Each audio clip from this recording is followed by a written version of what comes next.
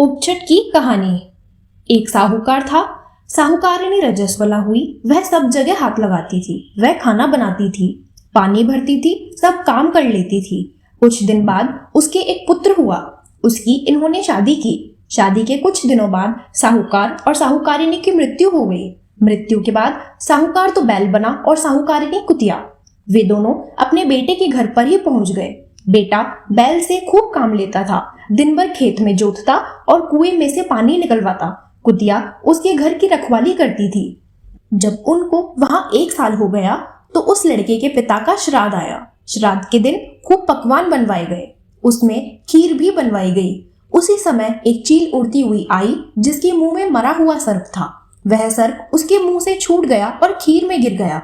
यह बात बैठी हुई कुतिया देख रही थी। कुतिया सोचने लगी कि जो कोई इस खीर को खाएगा वह मर जाएगा, अतः अब क्या करें।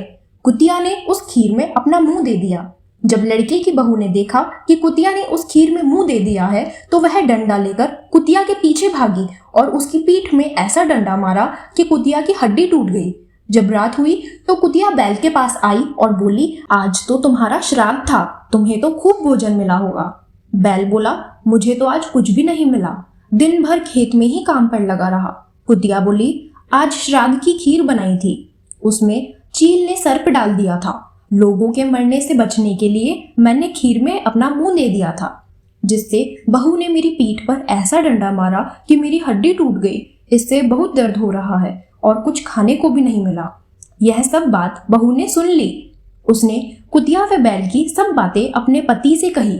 तब लड़के ने ज्योतिषियों को बुलाकर पूछा कि मेरे माता पिता किस योनि में है। तब ज्योतिषी ने कहा, तुम्हारे यहाँ जो बैल है वही तुम्हारे पिता है और जो तुम्हारे यहाँ कुतिया है वह माता। लड़का बोला, इनका उद्धार कैसे हो। पंडित ने कहा, तुम अपनी कुंवारी लड़की से उपछट का व्रत भादवा बदी छठ को करवा दो। जब वो अर्घ देवे तब जहां से पानी गिरे वहां उन्हें खड़ा कर देना, उससे इनकी ये योनि छूट जाएगी। तेरी माँ रजस्वला हुई, सब कुछ छूती थी, इसी कारण इनको ये योनि मिली है। साहूकार के लड़के ने अपनी लड़की से व्रत करवाया। अर्घ का पानी बहकर छत की नाली से गिरा, वहां उन्हें खड़ा कर दिया। इससे उन दोनों को मोक्ष मिला। हे उपछट माता, उनको मोक्ष दिया वैसे सबको देना। कहानी के कहने वाले, सुनने वाले सबका भला करना। जय उपछट माता की।